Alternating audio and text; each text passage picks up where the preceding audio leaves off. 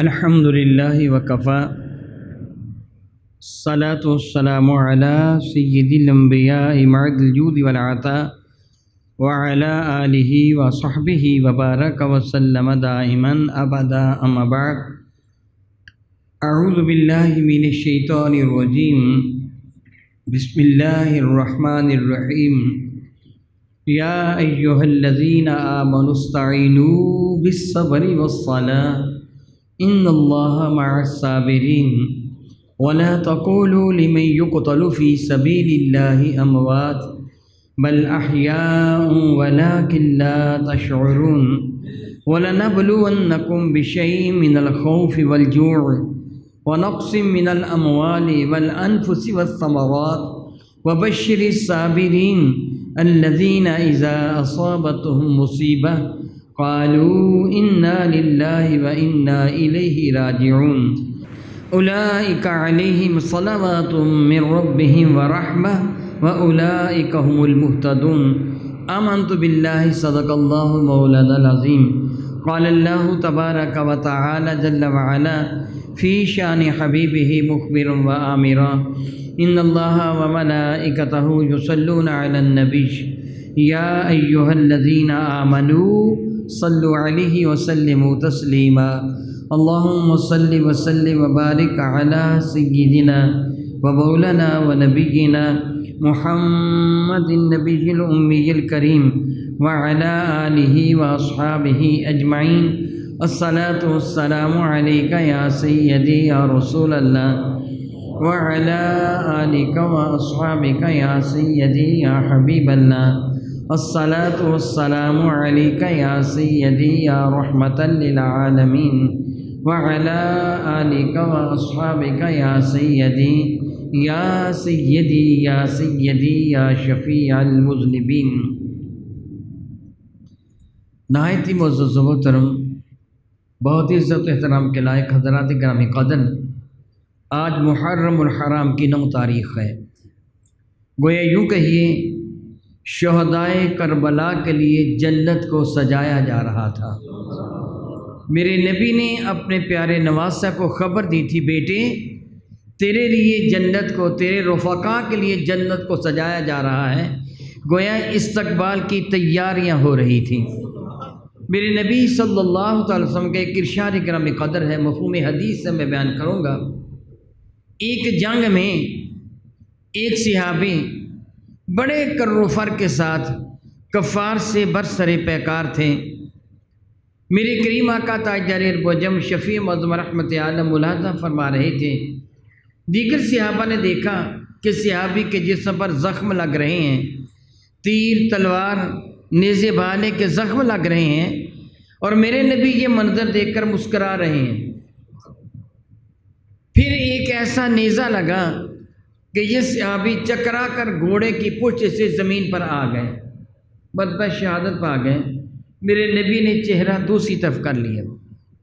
صحابہ کرام کے لیے یہ بات بڑی گراں تھی کہ جب ان کو تیر و تفنگ لگ رہے تھے، نیزے بالے تلواریں لگ رہی تھیں، منظر دیکھ کر میرے نبی مسکرا رہے تھے، اظہار افسوس نہیں فرما رہے تھے۔ لیکن جب یہ شہادت پانے کے لیے گھوڑے سے نیچے گرے تو نبی محتشم نے چہرہ ہی دوسری طرف کر لیا۔ شاید ان سے کوئی قصور ہوا ہوگا جس کی بنا پہ رسول رحمت نے ایسا کیا۔ صحابہ لرز اٹھے۔ کسی نے بڑی جرت کر کے میرے نبی کی خدمت فیض درجت میں اصل اس حقیقت واقعی کو عرض کیا، یا رسول اللہ جب ان کو نیزے تیر بھالے تلواریں لگ رہی تھیں آپ مسکرا رہے تھے، جب وہ شہید ہو کر زمین پہ گرے آپ نے چہرہ دوسری طرف کر لیا، ان سے کیا قصور ہو گیا تھا؟ میرے نبی فرمانے کے قصور نہیں ہوا، جب ان کو نیزے تیر تلواریں بھالے وغیرہ لگ رہے تھے تو اللہ کے فرشتے ان کی زیارت کو اتر رہے تھے کہ یہ مجاہد کس طرح صبر و استقامت کے ساتھ کفار سے برسر پیکار ہے۔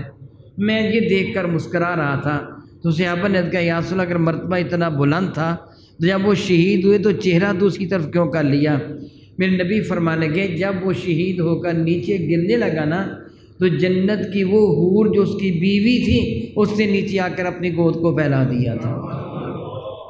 میں نے خیال کیا کہ خاوند کا سر بیوی کی گود میں جا رہا ہے، میں نے حیا کی وجہ سے دوسری طرف سر کر لیا، گویا امام عالی مقام کی آمد کی تیاریاں ہو رہی تھیں۔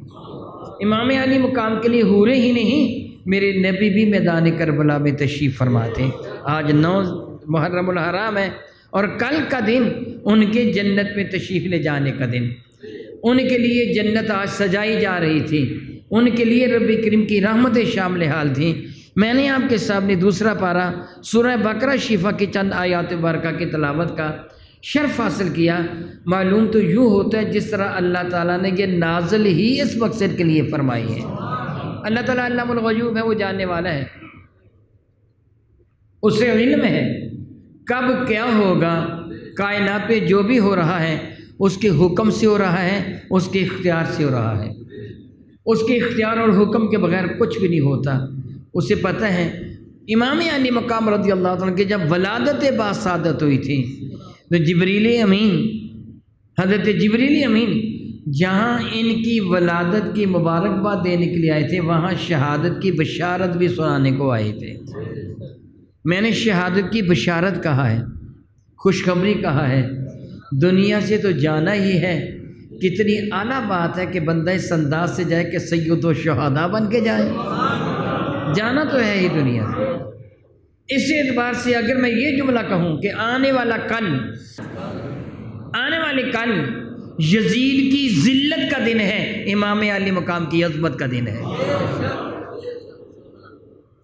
شہادت حسین اصل میں مرگ یزید ہے، قتل حسین نہیں بلکہ شہادت حسین اصل میں مرگ یزید ہے۔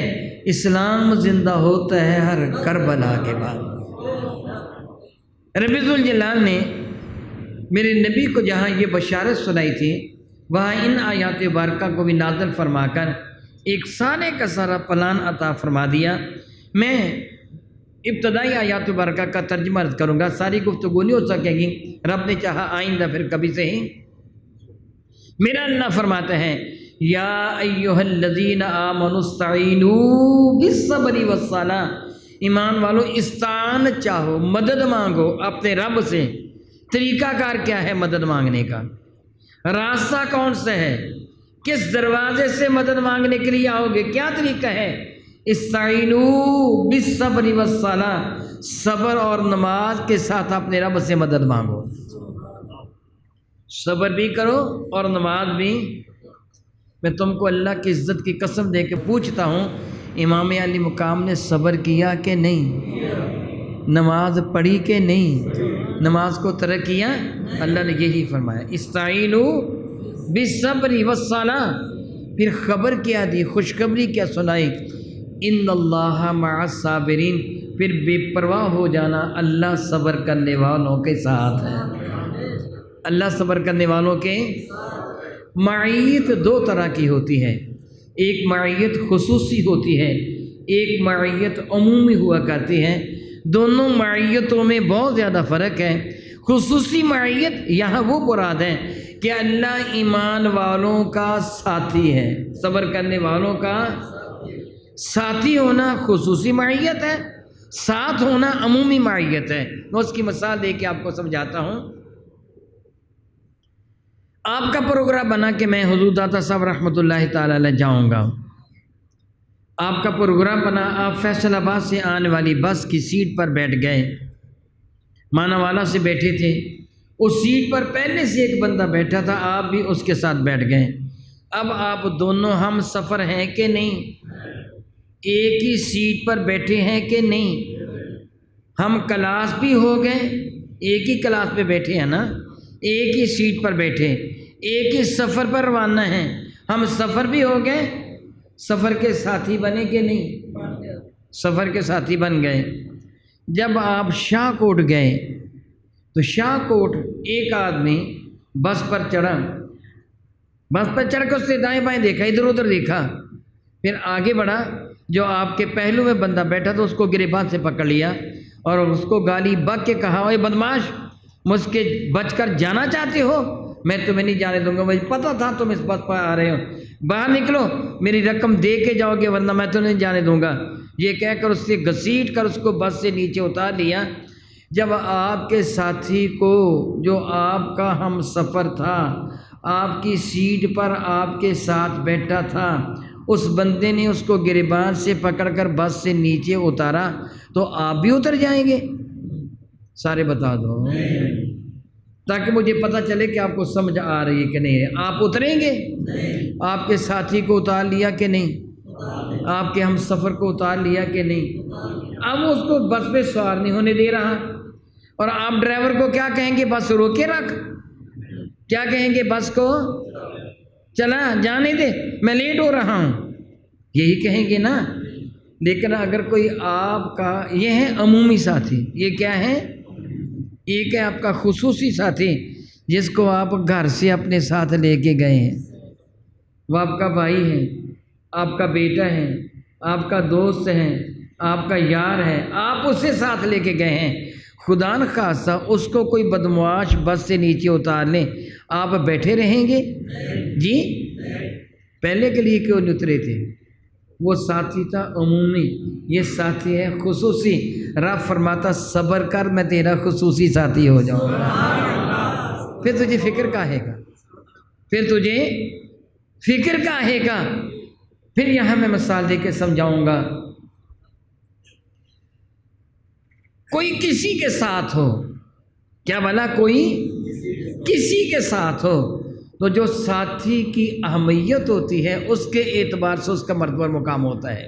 بطور مثال، آپ گاڑی والے، آپ کے پاس گاڑی ہے، کھڑی ہے، آپ بازار جانا چاہتے ہیں، مگر آپ گاڑی کو ڈرائیو نہیں کر رہے، آپ کے پاس کوئی شخص آیا بیٹھا ہے، اس سے پوچھا گاڑی کو باہر نکالو، ذرا بازار جانا ہے، میں آپ کے ساتھ جانا چاہتا ہوں۔ آپ کہتے ہیں میرے پاس لائسنس نہیں ہے، گاڑی کے کاغذات نہیں ہیں، اس کی نمبر پلیٹ بھی لگانے والی ہے، اس لیے ابھی میں اس کو لے کر باہر نہیں نکل رہا، پلائٹ فار ہے۔ تو بندہ کہتا ہے کہ تجھے پتہ ہے میں اس صوبے کا گورنر ہوں، میں اس صوبے کا وزیر اعلیٰ ہوں، میں اس ملک کا چیف منسٹر ہوں، میں پریزیڈنٹ ہوں، میں تیرے ساتھ ہوں، بیٹھ گاڑی میں، کسی کی جرأت ہے تجھے روکے؟ میں آپ کو ایمان کی قسم دے کے پوچھتا ہوں، بتائیے پھر اس گاڑی کو کوئی روکے گا؟ اگر وہ سچ مچ پرائم منسٹر ہوگا، وہ وزیر اعظم ہوگا یا پریزیڈنٹ ہوگا، وہ فرنٹ سیٹ پر آپ کے ساتھ بیٹھا ہوگا، لوگوں کو پتہ ہوگا یہ پریزیڈنٹ ہے، کوئی روکے گا؟ بلکہ وارنر کیا کرے گا؟ اس کو سلوٹ کرے گا۔ وہ کیا کہے گا؟ تجھے فکر کاہے کا، میں جو تیرے ساتھ ہوں، بلا تشبیہ و بلا تمثیل۔ فرماتا تجھے فکر کاہے کا، میں جو تیرے ساتھ ہوں، صبر کرنے والے میں جو تیرے ساتھ ہوں۔ تو امام علی مقام کے ساتھ کون تھا؟ اللہ۔ شہدائے کربلا کے ساتھ کون تھا؟ کتنی بڑی معیت ان کو نصیب ہوگی، کتنا بڑا ساتھ نصیب ہوگا۔ اس لیے میں کہتا ہوں کہ کل کا دن یزید کی ذلت کا دن ہے، امام علی مقام کی عظمت کا دن ہے، یزید کے دھتکارے جانے کا، مردود ہونے کا دن ہے۔ یزید یعنی اس کے ٹولے، یزید سے مراد اس کا ٹولہ جس نے امام علی مقام رضی اللہ تعالیٰ کی گستاخی کی، ان کے مردود ہونے کا دن ہے، جہنمی ہونے کا دن ہے، اور امام علی مقام اور آپ کے رفقا کے جنت کے تاجدار ہونے کا دن ہے، جنت کے شاہ سوار ہونے کا دن ہے۔ حضرت امام علی مقام رضی اللہ تعالیٰ عنہ، جیسا کہ آپ جانتے ہیں کہ آپ نے یزید کی کس بات کو ماننے سے آپ نے انکار کیا تھا؟ آپ جانتے ہیں کیا یزید نے دعویٰ خدائی کیا تھا کہ مجھ کو رب مان لو؟ بتائیے بنا، کیا اس نے یہ کہا تھا کہ میں نبی ہوں، مجھ کو نبی مان لو؟ جس طرح آج کل وہ کیا کہتے ہیں کہ اینٹ اٹھاؤ پتھر اٹھاؤ نیچے سے امام مہدی نکل آتا ہے۔ آج کل پھر کسی نے دعویٰ کیا کر رکھا ہے نا، کیا اس نے کوئی ایسا دعویٰ کیا تھا مجھے امام مہدی مان لو؟ پھر یزید نے کیا دعویٰ کیا تھا؟ مجھے کیا مان لو؟ اپنا،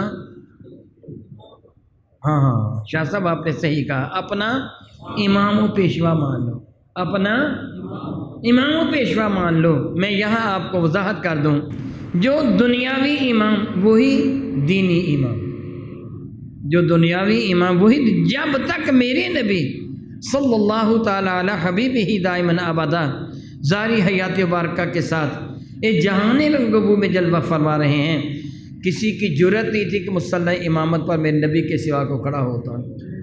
کسی کی جرت نہیں تھی میرے نبی کے مصلی پہ کو کھڑا ہوتا۔ جمعہ بھی میرے نبی پڑھاتے تھے، جماعت بھی میرے نبی کرواتے تھے۔ ایک دن کا ذکر ہے، میرے کریم کی طبیعت ناساز سے صلی اللہ تعالیٰ علی حبیبہ دائما ابدا، حکم دیا ابو بکر صدیق کو نماز پڑھا۔ صدیق اکبر نماز پڑھا رہے تھے، دوران نماز طبیعت سنبھل گئی، جماعت ہو رہی مسجد نبی شیفہ میں، میرے کریم اپنے کشان مقدس پہ جلوہ فرما ہے، طبیعت شیفہ سنبھل گئی، جی میں خواہش پیدا ہوئی کہ میں مسجد میں جاتا ہوں۔ مسجد میں حضرت سیدنا علی المرتضیٰ اور حضرت سیدنا عباس کے کندھوں پہ ہاتھ رکھ کر مسجد میں تشریف لائے، اس حال میں کہ مبارک پاؤں زمین پر گھسٹ رہے تھے۔ جب صدیق اکبر کو پتہ چلا رسول رحمت تشریف لائے ہیں تو جماعت ہو رہی تھی۔ کیا بھلا جماعت ہو رہی تھی؟ ابو بکر امام تھے، صحابہ مقتدی تھے، میرے نبی تشریف لے آئے، ابو بکر کو احساس ہو، ابو بکر پیچھے ہٹنا شروع ہو گئے۔ میرے نبی کی موجودگی میں کس کی جرأت ہے مصلی امامت پہ کھڑا ہو؟ ابو بکر پیچھے ہٹنا شروع ہو گئے۔ میرے نبی نے حکم فرمایا ابو بکر ٹھہرے رہو۔ ابو بکر معاذ اللہ تعالیٰ سے منکر نہیں ہوئے، ہاتھ اٹھا کر اللہ کا شکر ادا کیا، مگر پیچھے ہٹتے ہوئے پچھلی صف میں شامل ہو گئے۔ کائنات کی سب سے زیادہ حیران کن یہ نماز ہے کہ جماعت پہلے ہو رہی ہے، امام صاحب بعد میں تشریف لا رہے ہیں۔ منظر کیا تھا؟ ابو بکر صف میں شامل ہو گئے، میرے نبی مصلی امامت پہ جلوہ فرما ہو گئے، اور اب حضور کے رکوع و سجود کو ابو بکر فالو کر رہے تھے، اور ابو بکر بلند آواز سے تکبیر کہتے تھے، باقی صحابہ کرام ابو بکر کی اتباع کر رہے تھے۔ نماز مکمل ہو چکی، میرے نبی نے سوال فرمایا ابو بکر، جماعت ہو رہی تھی، جب میں نے تجھے کہا تھا مصلی پہ بیٹھے رہو تو پیچھے کیوں ہٹے تھے؟ میں نے جو کہا تھا پیچھے کیوں ہٹے تھے؟ تو ابو بکر کا جواب کیا تھا؟ یہ نہیں کہا کہ ابو بکر، نہیں، اپنے ابا کا نام لیا، ابن ابی قحافہ کی، یعنی ابی قحافہ کے بیٹے کی جرت نہیں کہ اللہ کے نبی کے آگے کھڑا ہو، یہ اس کی جرت نہیں ہے، اس لیے میں پیچھے ہٹ گیا تھا۔ میرے کریم نے ان کو دعا ارشاد فرمائی، یعنی کسی کی جرت نہیں کہ امام وقت کی موجودگی میں کوئی دوسرا مصلی امامت پہ کھڑا ہو۔ یزید نے یہی کہا تھا مجھے اپنا مقتدا مان لو، میرے مقتدی بن جاؤ، اور دوسرے لفظوں میں یوں کہیے اس زمانہ میں ووٹ کا طریقہ یہ تھا، ووٹ کا طریقہ ہی یہ ہوا کرتا تھا۔ اس زمانہ میں یہ منافقانہ انداز نہیں تھا کہ پرچی ڈال دو، وعدہ کسی سے ہے، پرچی کسی اور کے نام کی ہے، یہ منافقانہ چال اس زمانہ میں نہیں تھی۔ علن اعلان وہ بیعت کیا کرتے تھے، ہاتھ اٹھا کر بیعت کیا کرتے تھے، اس کو ووٹنگ کہتے تھے۔ اور امام علی مقام کو جب ولید نے بلایا، ولید کو یہ کہا گیا تھا، ولید مدینہ طیبہ کا گورنر تھا، اور مروان خبیث انسان یہ اس کا مشیر تھا، اس کا معاون تھا۔ ولید نے امام علی مقام کو بلایا تھا کہ یزید کا کہنا ہے کہ 3 افراد ایسے ہیں، عبداللہ ابن زبیر جو زبیر بن عوام کے لخت جگر ہیں، زبیر بن عوام میرے آقا کی پھوپھی کے بیٹے ہیں، حضرت سیدنا صفیہ کے بیٹے ہیں، حضرت سیدنا امیر حمزہ کے بھانجے ہیں۔ زبیر بن عوام ایک یہ تھے کہ جن سے یزید کو خطرہ تھا، ایک ابن ابو بکر تھے جن سے یزید کو خطرہ تھا، اور تیسرے حسین ابن علی تھے جن سے یزید کو خطرہ تھا۔ یزید نے حکم دیا تھا کہ ان تینوں سے بیعتیں لو، اگر ان تینوں نے بیعت کر لی تو سمجھ لو سارا مدینہ طیبہ ہی موتی و فرما بردار ہو گیا۔ دوسرے جو اول ذکر دونوں حضرات ہیں، سیدنا عبداللہ ابن زبیر سے ابن ابو بکر رضی اللہ تعالیٰ عنہما، ان کو پہلے ہی پتہ چل گیا تھا، یہ مدینہ طیبہ چھوڑ کر مکہ میں آ گئے تھے۔ امام علی مقام کو بعد میں پتہ چلا، ان کو ولید نے بلایا تھا، اور ولید نے بلا کر یہ کہا تھا، خط دکھایا تھا یزید کی طرف سے آنے والا خط، کہ امام علی مقام کے لیے کہہ دو، حسین ابن علی کو یہ کہہ دو کہ وہ میری بیعت کر لیں۔ تو ولید نے کہا تھا کہ کیا آپ بیعت کے لیے تیار ہیں؟ تو آپ نے بہت ہی سچا اور اعلیٰ جواب دیا تھا، یہ نہیں کہ ہاں ٹھیک ہے میں پھر بیعت کر لوں گا، یہ نہیں، بالکل صاف صاف اہل بیت اطہار کی طرح جھوٹ کی مکاری کی نسبت کرنا ہی حرام ہے۔ وہ جھوٹ نہیں بولتے، وہ ہمیشہ سچ بولتے ہیں، البتہ دانائی سے کام لیتے ہیں، آپ نے جواب کیا دیا؟ ولید، حسین جیسا شخص چوری بیعت نہیں کیا کرتا، چوری فیصلے نہیں کرتا، یعنی منافقانہ انداز اختیار نہیں کرتا، کسی کو کچھ بتائے کسی کو کچھ بتائے، ایسے نہیں ہوگا۔ اس وقت گھر میں کون ہے؟ ایک تو ہے، ولید ہے، اور دوسرا مروان ہے، اور تیسرا میں ہوں، یہ چند افراد ہیں، ایسے نہیں۔ صبح ایسے کر، مدینہ طیبہ والوں کو اکٹھے کر، پھر میں اپنے فیصلے کا اعلان کروں گا، مدینہ طیبہ والوں کے سامنے اپنے فیصلے کا اعلان کروں گا کہ میں بیعت کرنا چاہتا ہوں کہ نہیں کرنا چاہتا، ابھی تجھے کوئی بھی جواب نہیں دوں گا۔ ولید نے کہا جس طرح آپ کی مرضی، آپ اسی طرح فرما لیں۔ آپ اٹھ کے آنے لگے تو مروان خبیث نے کہا تھا، ولید اللہ کی قسم یہ ہاتھ سے نکل گیا تو دوبارہ ہاتھ آئے گا نہیں، اب جو دوبارہ آئے گا نا تو اس کے ساتھ اہل مدینہ ہوں گے، اور پھر تیرا دور اس پہ نہیں چلے گا، یہ بیعت نہیں کرے گا، اس سے انکار کر دیا ہے بیعت کرنے سے، اس کو ابھی پکڑ لیں، یا تو قتل کر دیں یا بیعت لے لیں۔ حضرت امام علی مقام روک گئے تھے، کھڑے ہو گئے تھے، نہایت ہی غصے کے ساتھ اس خبیث کو مخاطب ہو کے فرمایا تھا، تیرے اندر جرأت ہے تو میرا مقابلہ کر، تیرے اندر جرأت ہے تو میرا مقابلہ کر، مجھے قتل کا کہہ رہا ہے، ڈرا رہا ہے، دھمکی دے رہا ہے۔ تو ولید نے جواب میں کہا تھا، مروان اللہ کی عزت کی قسم میں ایسی ہزاروں کرسیوں کے قدموں پہ قربان کرتا ہوں، جو تو مشورہ دے رہا غلط مشورہ دے رہا ہے، میں ان کے ساتھ زیادتی نہیں کروں گا، مجھے ضرورت نہیں اقتدار کی۔ امام علی مقام کو صورتحال کی خبر ہو گئی تھی کہ اب ہوگا کیا، اس لیے آپ اسی رات مدینہ طیبہ کو چھوڑ کر مکہ مکرمہ آ گئے تھے، اور آپ اپنی بیٹی سیدہ صغریٰ فاطمہ کو مدینہ طیبہ چھوڑ کے آئے تھے۔ میں اس کی وضاحت کر دوں، آپ چھوٹی بچی نہیں تھی، شادی شدہ تھی، اور آپ کی شادی آپ کے بھائی حضرت امام حسن مجتبیٰ کے بڑے بیٹے حسن مثنیٰ کے ساتھ ہوئی تھی۔ حضرت صغریٰ فاطمہ کی شادی کس کے ساتھ تھی؟ حضرت حسن مثنیٰ، یا مثنیٰ بھی کہہ سکتے ہیں، مثنیٰ و ثلاثہ و رباع، جس طرح ان کو مثنیٰ بھی پڑھا جاتا ہے، مثنیٰ بھی پڑھا جاتا ہے۔ دوسرے حسین، ان کا نام بھی حسین رکھا گیا، یعنی ایک امام حسن امام حسن مجتبیٰ جو پہلے ہیں، بیٹے کا نام بھی حسن، اس کو مثنیٰ یا مثنیٰ یعنی دوسرے کہا گیا۔ بہرحال حضرت امام علی مقام نے اپنی شہزادی سے سیدہ صغریٰ فاطمہ سے فرمایا تھا، تیرے خاوند حسن بیمار ہیں، اور بیمار شوہر کو چھوڑ کر جانا عقل مند نہیں، اس لیے تو ان کی خدمت کے لیے ہم مکہ جا رہے ہیں، جب حالات درست ہوں گے تب تم کو مکہ بلا لیا جائے گا۔ اس وقت آپ کا کوفہ جانے کا کوئی بھی ارادہ نہیں تھا، کوفے والوں کو خبر بھی نہیں تھی کہ امام علی مقام مدینہ طیبہ چھوڑ چکے ہیں کہ نہیں۔ تاریخ کی ساری بوت پر کتابیں کھنگال لیں، جتنی بھی ہے، طبری دیکھ لیں، البدایہ والنہایہ دیکھ لیں، کامل ابن اسیر دیکھ لیں، ابن خلدون دیکھ لیں، یا دوسری سیرت کی کتابیں کوئی بھی دیکھ لیں، کسی بھی مذہب کی دیکھ لیں، آپ کو پتہ چلے گا کہ امام علی مقام اس وقت مکہ مکرمہ آنا چاہتے تھے، کوفہ جانا نہیں چاہتے تھے۔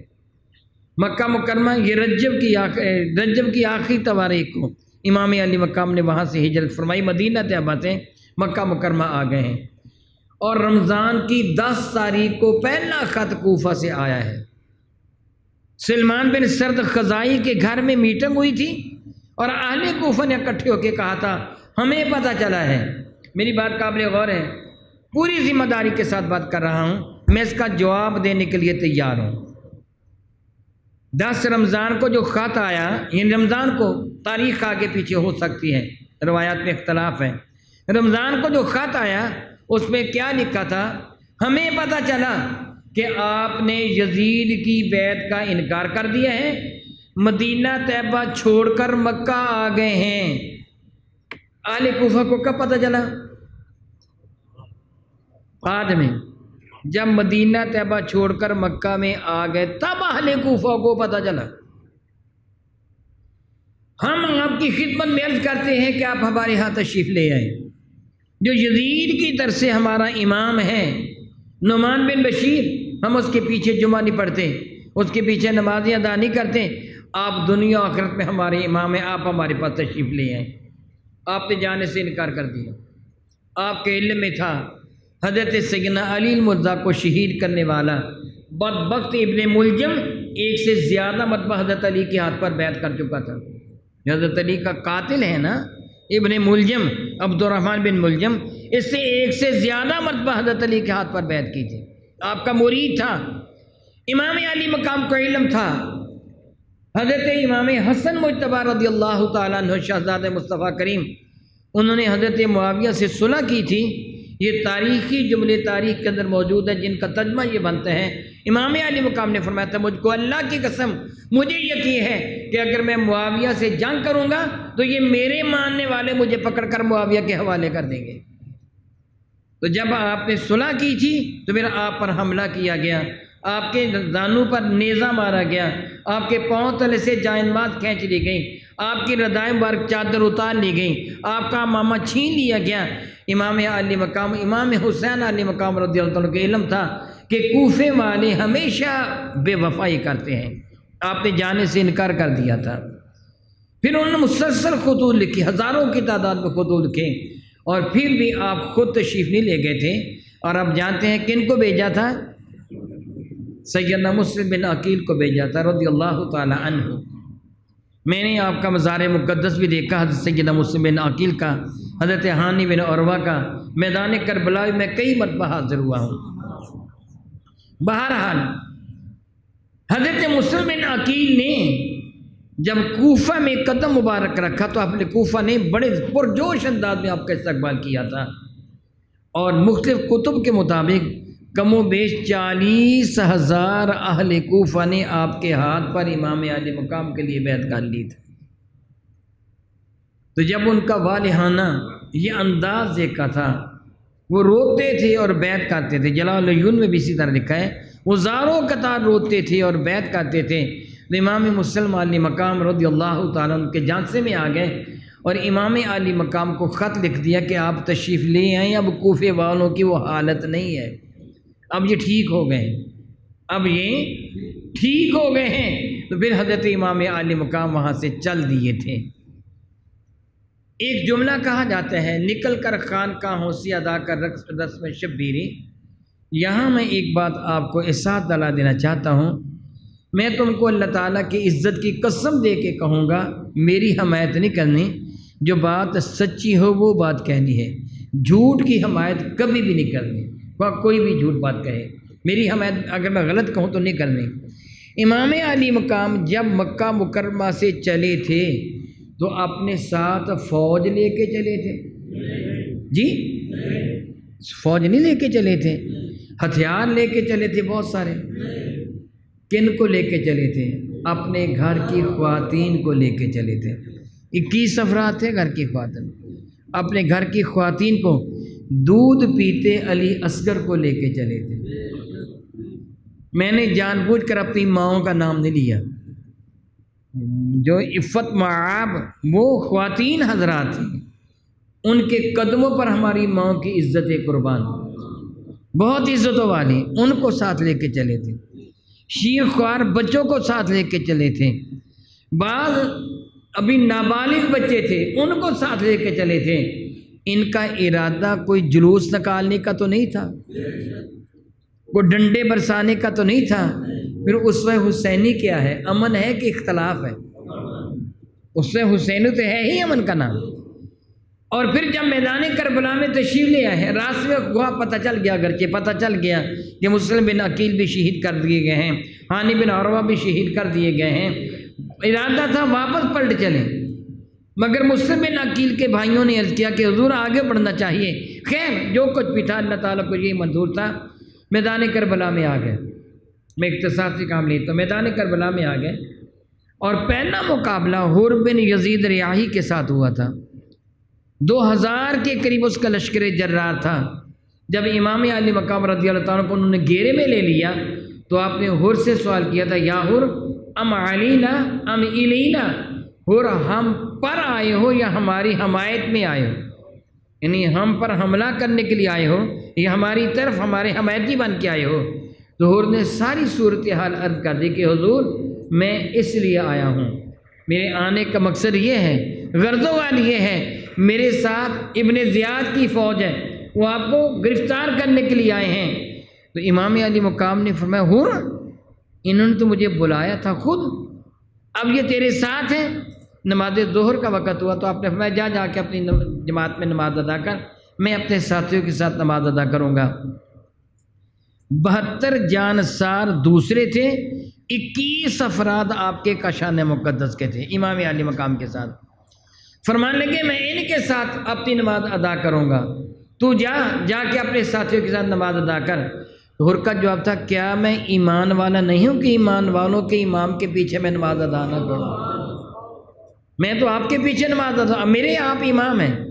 تو آپ نے حر کی اس فرما برداری کو، اس محبت کو دیکھا تھا، تو نماز کے بعد آپ نے کھڑے ہو کے فرمایا تھا وہ تھیلہ لے کے آؤ، خطوط والا ایک تھیلہ بھرا ہوا تھا، ایک ایک خط اٹھا کے فرماتے اے فلاں جو اس کی فوج میں بیٹھے تھے، اے فلاں بن فلاں یہ خط تیرا ہے، اے فلاں بن فلاں یہ خط تیرا ہے، فلاں بن فلاں یہ خط تیرا ہے۔ آپ نے نام بنام ان سے کہا تھا تم نے یہ خط لکھ کے مجھے بلایا، اور سارے گردنیں نیچے کیے بیٹھے تھے۔ حر کو حقیقت حال کا علم ہو گیا۔ شام کو حر نے تخلیہ میں علیحدگی میں میٹنگ کر کے کیا تھا حضور اب مجھے حقیقت حال واضح ہو گئی ہے، ان بدبختوں نے آپ کو دھوکے کے ساتھ بلایا ہے، خطوط لکھ کے بلایا ہے، اب میں آپ سے پوچھوں گا، میں آپ کو بتاؤں گا نہیں، آپ سے پوچھوں گا، مجھے پتہ ہے آپ کو پتہ ہے۔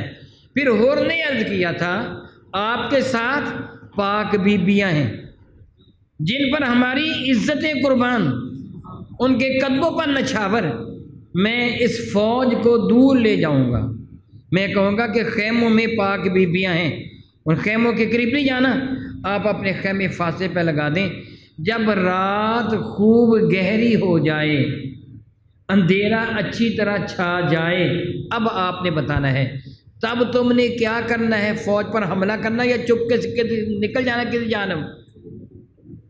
کیا کہا تھا بھلا؟ چپکے سے کسی جانب نکل جانا ہے۔ حر نے کہا تھا مجھے حقیقت حال کی آپ میری بات مانیں نہ مانیں، کربلا کے موضوع پہ جون سی کتاب جس مذہب کی چاہیں لے لیں۔ حر نے عرض کیا تھا رات کے اندھیرے میں کسی جانب نکل جائیں، میں اس مخالف فوج کو دائیں بائیں بھٹکا کر ادھر ادھر لے جا کر ذلیل کر کے واپس لے جاؤں گا، پھر میرا جو حشر ہوگا مجھے اس کی پرواہ نہیں، اللہ آپ کی حفاظت کرے۔ اور پھر آپ جانتے ہیں رات بھر کیا ہوا تھا؟ کتب میں لکھا اب چلتے رہے تھے، جب سپیدہ سحر نمودار ہوا، جہاں سے چلے تھے وہیں موجود تھے۔ حر نے عرض کیا حضور آج آپ گئے کیوں نہیں؟ بتایا نہیں کہ رب کو تو منظور ہی کچھ اور ہے۔ اگلی رات بھی ایسے وہ 2 یا 3 راتیں آپ نے مسلسل سفر کرنے کے بعد پھر دریافت کیا تھا یہ جگہ کون سی ہے۔ کسی نے بتایا تھا کہ ماریا، فرمانے کے کوئی اور نام بھی ہے، بتایا کہ اس ایریے کو، اس علاقے کو نینوا کہتے ہیں، جس طرح میں کہوں گا ہمارا علاقہ آپ جانتے ہیں ساندل بار ہے، پتہ ہے کہ نہیں؟ ہاں جی ساندل بار ہے، یہ بھی پتہ ہے کہ فیصل آباد ہے، پہلے لیل پور تھا، پتہ ہے نا؟ یہ بھی پتہ نا کہ پنجاب ہے، علاقہ ایک ہے، نام کتنے ہیں؟ ایک سے زیادہ ہے نا، میری بات کو سمجھیے گا۔ آپ نے فرمایا جگہ کا نام کیا ہے؟ عرض کیا گیا ماریا، فرمانے کے کوئی اور بھی نام؟ کہنے کے نینوا۔ نینوا اس علاقے کو کہا جاتا ہے جہاں حضرت سیدنا یونس صلی اللہ علیہ وسلم تشریف لائے تھے، میں نے یہ علاقہ بھی دیکھا ہوا ہے، میں ہم نے ایک سے زیادہ مرتبہ دیکھا ہے۔ کہا گیا جی نینوا، فرمانے کے کوئی اور نام ہو؟ کہا گیا جی کربلا۔ پھر آپ نے کہا آہ بری اور نعرہ مارا اللہ اکبر۔ ساتھیوں نے پوچھا حضور کیا بات ہے، خیریت ہے؟ فرمانے کے یہی ہماری شہادت گاہ ہے۔ اب مجھے پتہ چل گیا یہی ہماری شہادت گاہ ہے۔ میں تفصیلی واقعہ بیان نہیں کر رہا، آندھی آئی تھی، گرد و غبار اڑا تھا وغیرہ وغیرہ، میں جان بوجھ کے نہیں، وقت کم ہے۔ فرمانے لگے جنگ صفین سے واپس آ رہے تھے، جہاں ابا جان بھائی جان حضرت امام حسن مجتبیٰ اور میں ایک خیمہ کے اندر موجود تھے، یہاں خیمے لگائے تھے، واپسی پر خیمے لگائے تھے، دوپہر کا وقت تھا۔ بھائی جان امام حسن مجتبیٰ اپنی گود پھیلائے بیٹھے تھے، میرے ابا جی علی المرتضیٰ ان کی گود میں سر مقدس رکھا ہوا تھا اور آرام فرما رہے تھے۔ میں پائنتی کی جانب بیٹھا تھا، میں پائنتی کی جانب بیٹھا تھا، پاؤں کی جانب بیٹھا تھا، نیچے لیٹے ہوئے ہیں۔ فرمانے لگے تھوڑی دیر کے بعد ابا جان اٹھے تو گھبرائے تھے، آنکھوں میں آنسو بھی تھے۔ بھائی جان نے پوچھا ابا جی خیریت ہے؟ جنگ سے واپس آ رہے ہیں، جنگ صفین سے، خدا نخواستہ کوئی خطرناک خبر تو نہیں ہے؟ یعنی ان بدبختوں نے ہم پہ حملہ تو نہیں کر دیا؟ آپ یوں گھبرائے ہوئے اٹھے ہوں اور بڑے پریشان ہوں، آنکھوں میں آنسو بھی ہیں۔ فرمانے کہ نہیں میرے بیٹے، ایسی کوئی بات نہیں، میں نے خواب دیکھا، یہ سارا بحر الدم ہے، سمندر ہے خون کا۔ یہ جو جنگل بیابان جہاں ہم نے لیٹے ہوئے ہیں نا، میں نے دیکھا کہ یہ سارا ریت کا صحرا نہیں ہے، یہ خون کا دریا ہے، خون کا سمندر ہے۔ میں نے اپنے بیٹے حسین کو دیکھا، اس میں ڈبکیاں لے رہا ہے اور وہ مدد کے لیے پکار رہا ہے، مگر کوئی بھی اس کی مدد نہیں کر رہا۔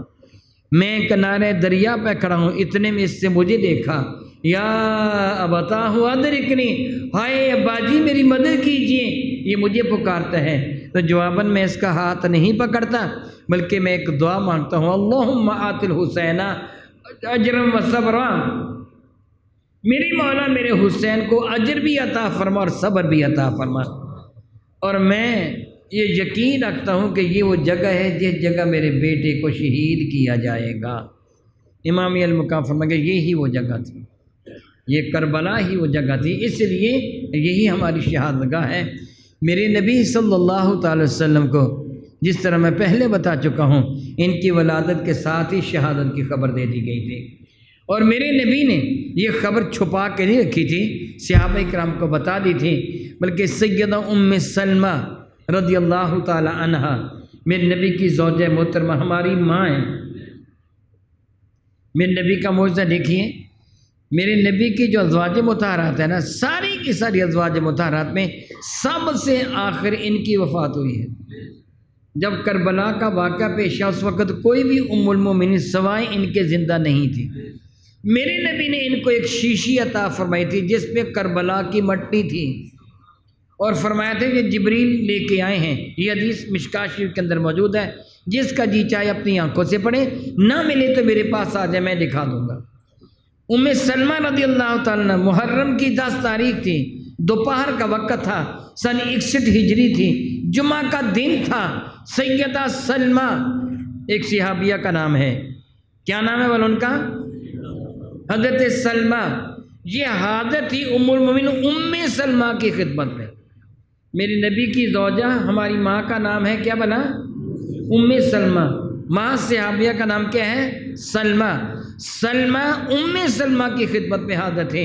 ام سلمہ دوپہر کے وقت اپنے گھر میں آرام کر رہی تھی، گھبرا کے اٹھی۔ اس صحابیہ سلمہ جو نوکرانی تھی ان کے گھر کی، اس سے کہا کہ امی جی ام المومنین خیریت ہے؟ فرمانے کی ابھی میں نے رسول رحمت کو دیکھا، حضور لمبے سفر سے آئے محسوس ہو رہے تھے، ان کے جسم پر، ان کی ریش انور پر، سر مقدس پر سفر کا نشان تھا، یعنی گرد و غبار محسوس ہو رہا تھا۔ ان کے ہاتھ میں ایک شیشی تھی۔ میں نے عرض کیا یا رسول اللہ یہ کیا ہے؟ اور شیشی میں سرخ رنگ کی کوئی شے تھی۔ میرے نبی نے فرمایا کربلا سے آ رہا ہوں، میرے بیٹے کو شہید کر دیا گیا ہے، اور یہ ان شہداء کا خون ہے جو میں چونتا رہا ہوں۔ اللہ اکبر، اللہ اکبر۔ وہ وہی وقت تھا جب امام عالی مقام کو شہید کیا گیا۔ سیدہ سلمہ فرماتی ہیں ام سلمہ اٹھیں، رو رہی تھیں، انہوں نے شیشی اٹھائی تو اس کا رنگ بھی سرخ ہو چکا تھا۔ گویا میرے نبی کو ہی پتہ تھا، حضرت علی کو ہی پتہ تھا، حسین کریمین کو ہی پتہ تھا، سیدہ فاطمہ الزہرا کو پتہ تھا، صحابہ کرام کو پتہ تھا، سب کو پتہ تھا، اور سب نے ان کی کامیابی کی دعا مانگی تھی۔ اور کل کے دن ان کے امتحان کی کامیابی کا دن، ان کی عظمتوں کا دن۔ پھر کل سارا دن ہم کیا کریں گے؟ درود پاک پڑھیں گے، زیادہ سے زیادہ قرآن پاک پڑھ کر ان کی مبارک روح کو احسال ثواب کریں گے کہ اعلیٰ ذات کو اگر کوئی ادنا بندہ ہدیہ پیش کرتے ہیں نا، تو اعلیٰ ذات اس ہدیے کا بہت بڑا اجر دیتی ہے۔ میرے نبی کی خدمت میں ایک بچی، چھوٹی سی بچی چند ایک تریں اور تھوڑی سی کھجوریں ایک پلیٹ میں رکھ کے لائی تھیں. میرے نبی نے وہ قبول کر کے سونے چاندی کے زیورات کا لپ بھر کر پلیٹ بھر کے اسے عطا فرما دی تھی. ان کی خدمت میں تھوڑا پیش کریں تو بہت زیادہ مل جاتا ہے. کل سارا دن آپ کی ذمہ داری ہی ہوگی. قرآن پاک کی تلاوت کریں گے، درود پاک پڑھیں گے، اور جس قدر ہو سکے گا شہدائے کربلا، میرے نبی کی ساری اہل بیت، صحابہ کرام، میرے نبی کے سارے پیارے، ان کی روح کو اصال ثواب کریں گے. دعا کرتا ہوں اللہ تعالیٰ آپ کو اور مجھے حقائق کو سمجھنے اور عمل کی توفیق عطا فرمائے. آمین ثم آمین. وآخر دعوانا الحمدللہ رب العالمین.